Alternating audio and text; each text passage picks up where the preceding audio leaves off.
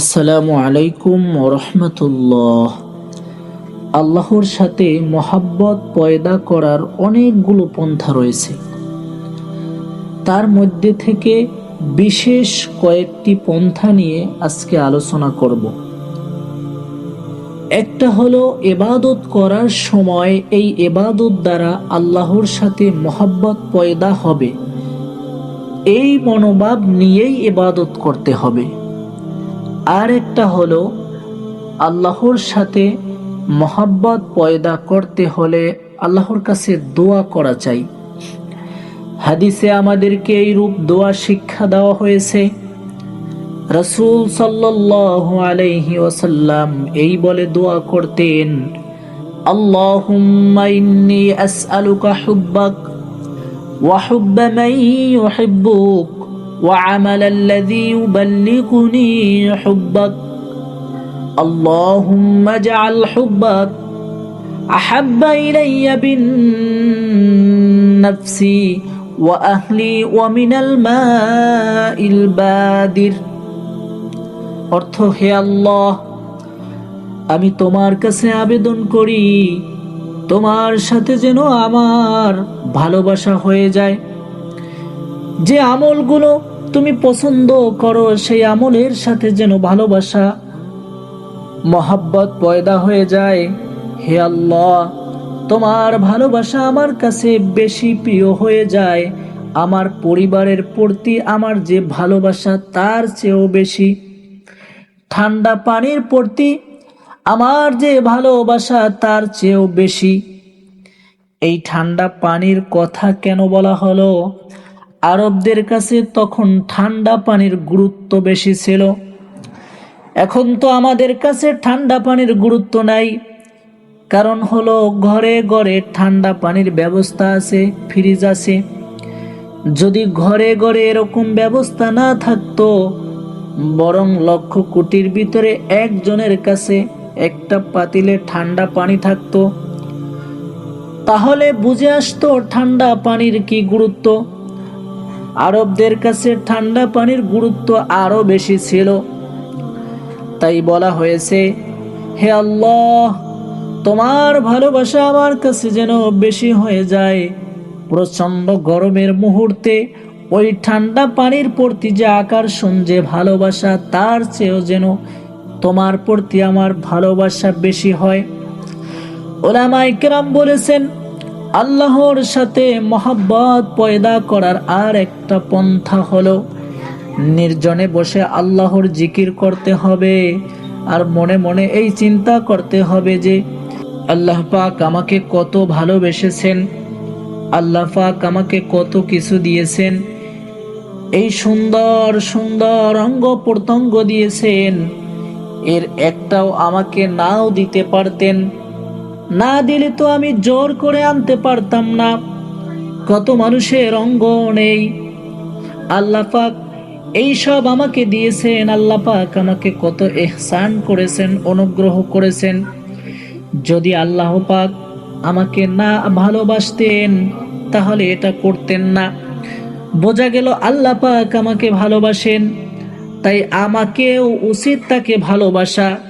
এভাবে আল্লাহ পাকের অনুগ্রহ স্মরণ করে, আমার প্রতি আল্লাহর ভালোবাসা আছে এটা স্মরণ করে আল্লাহর জিকির করতে থাকা। এভাবে করলে আল্লাহ পাকের মহাব্বত পয়দা হবে।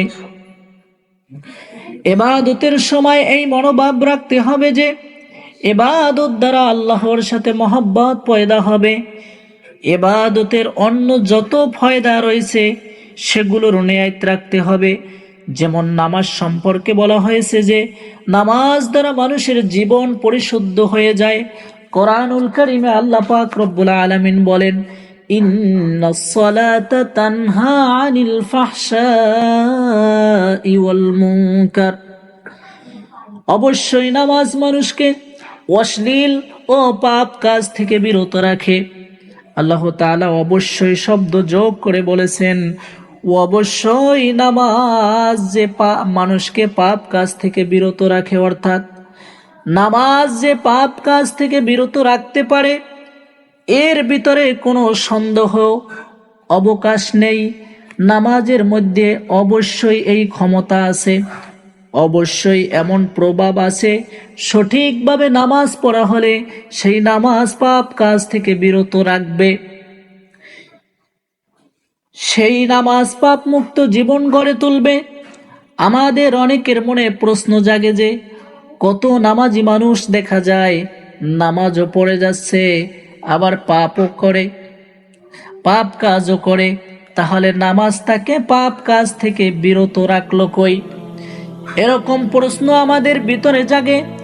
যখন কোরআন শরীফের এই আয়াত নাজিল হয়েছিল তখন সাহাবাই কেরামের মনেও এরকম প্রশ্ন জেগেছিল। তারা রাসূল সাল্লাল্লাহু আলাইহি ওয়াসাল্লামকে জিজ্ঞাসা করেছিলেন, ইয়া রাসূলুল্লাহ, অমুক লোক দিনের বেলায় নামাজ পড়ে আবার রাতে চুরি করে। অর্থাৎ প্রশ্নকারী বোঝাতে চাইলেন যে নামাজ পড়া সত্ত্বেও তো নামাজ তাকে পাপ কাজ থেকে বিরত রাখলো না। রাসূল সাল্লাল্লাহু আলাইহি ওয়াসাল্লাম তখন বলেছিলেন, সায়ানহাহু মা তাকুল, অচিরেই নামাজ তুমি যা বলছো তা থেকে বিরত রাখবে। অর্থাৎ রাসূল সাল্লাল্লাহু আলাইহি ওয়াসাল্লাম বুঝাতে চেয়েছেন, তোমরা এরকম বুঝো না, তোমরা এরকম বুঝো না যে নামাজ পড়ে তারপরেও পাপ কাজ থেকে বিরত থাকে না, কাজেই নামাজের কোনো প্রভাব নেই। বরং এরকম বুঝো যে নামাজ পড়া সত্ত্বেও যখন পাপ কাজ করছে, বোঝা গেল তার নামাজটা সঠিক হচ্ছে না। যথার্থভাবে নামাজ পড়তে থাকলে অবশ্যই এক সময় নামাজ তাকে পাপ কাজ থেকে বিরত রাখবে। এখন কোরআন ও হাদিসের বর্ণনাকে সামনে রেখে আমাদেরকে চিন্তা করতে হবে যে আমার নামাজ পড়া সত্ত্বেও আমাদের ভিতরে সব পাপ কাজ থেকে বিরত থাকার মনোভাব আসছে কিনা, আমাদের মধ্যে এই চেতনা আসছে কিনা যে পাপ কাজ থেকে বিরত থাকতে হবে, পাপ কাজ খারাপ লাগছে কিনা। যদি এমন মনোভাব এবং এমন চেতনা আমাদের ভিতরে জাগ্রত না হয়ে থাকে, তাহলে বুঝতে হবে আমার নামাজ সঠিকভাবে হচ্ছে না। আমরা নিজেদের ভুল ধরার চেষ্টা করি, আল্লাহর কথার ভুল ধরার চেষ্টা না করি। হ্যাঁ, রয়ে গেল নামাজ কিভাবে পাপ থেকে বিরত রাখে, এই রহস্য আমাদেরকে বোঝানো হয়নি।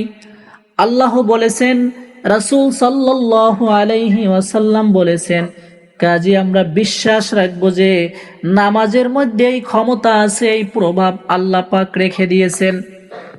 অতএব নামাজ পড়ার সময় আমাদের এই নিয়ত থাকবে যে এই নামাজ আমাদেরকে পাপ কাজ থেকে বিরত রাখবেই।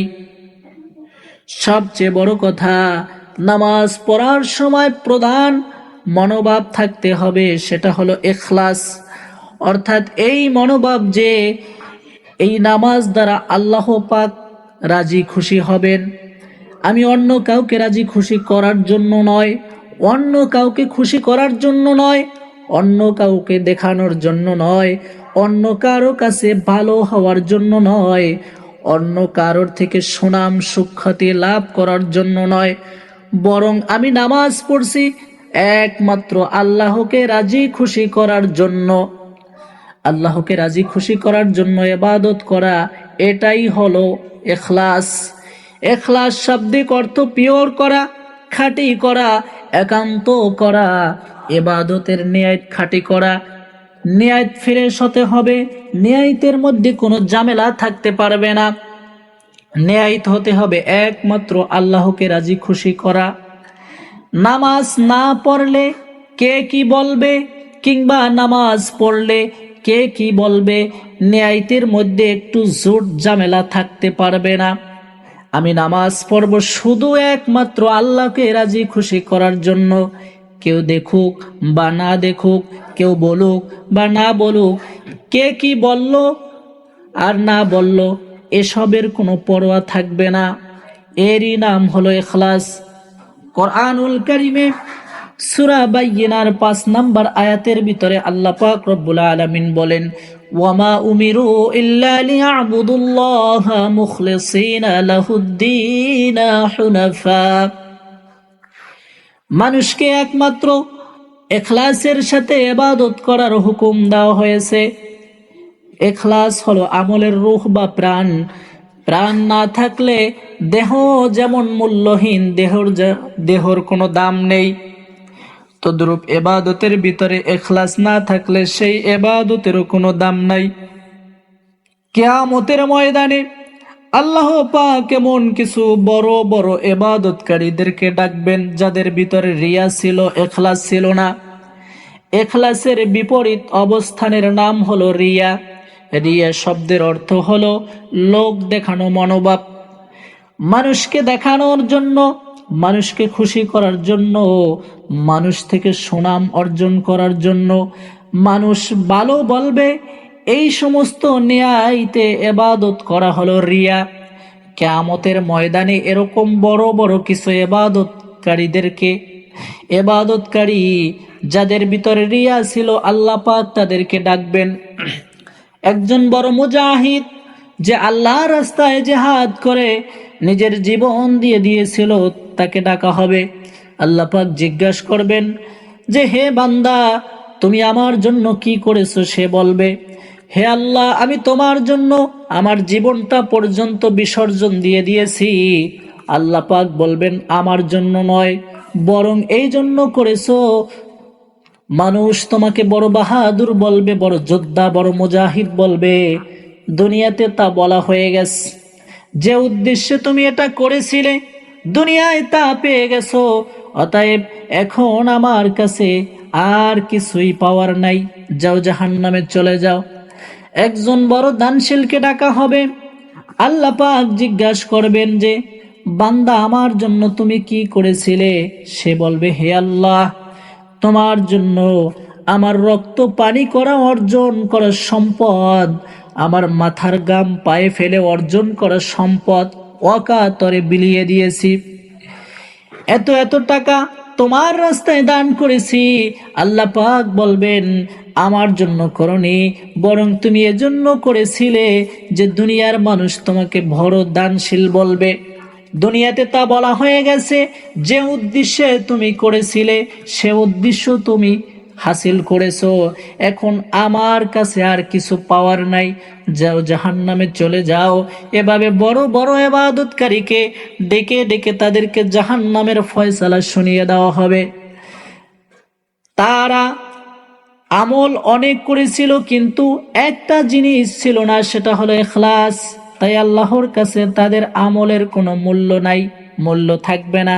এজন্য ইখলাসকে বলা হয় আমলের রূহ বা প্রাণ। অন্য কোনো নিয়াইতে ইবাদত করার হুকুম দেওয়া হয়নি। সেভাবে যদি করে তাহলে সেটা আল্লাহর হুকুম মানা হবে না। আল্লাহকে মানা হবে তখন যখন আল্লাহর হুকুম মানাটা ইখলাসের সাথে হবে। নামাজ দিয়ে বোঝাতে বেশি সুবিধা হয়, এজন্য নামাজের উদাহরণ দিচ্ছি। যেমন আমি নামাজ পড়ার সময় কে আমাকে দেখলো বা না দেখলো এই চিন্তা করলাম, তাই মানুষ দেখলো আমি খুব ধীর সুস্থে নামাজ পড়লাম। আবার যখন কেউ থাকে না, যেমন ঘরে নামাজ পড়লে হয়ে থাকে, তখন খুব তাড়াহুড়া করে নামাজ পড়লাম, এটা ইখলাসের পরিপন্থী। কারণ মানুষ না দেখলে তখন তাড়াহুড়া করি, কারণ তখন কেউ দেখছে না। মানুষের সামনে তাড়াহুড়া একটু কম হওয়ার কারণ হলো তখন মনে হয় তাড়াহুড়া করলে মানুষ কি মনে করবে।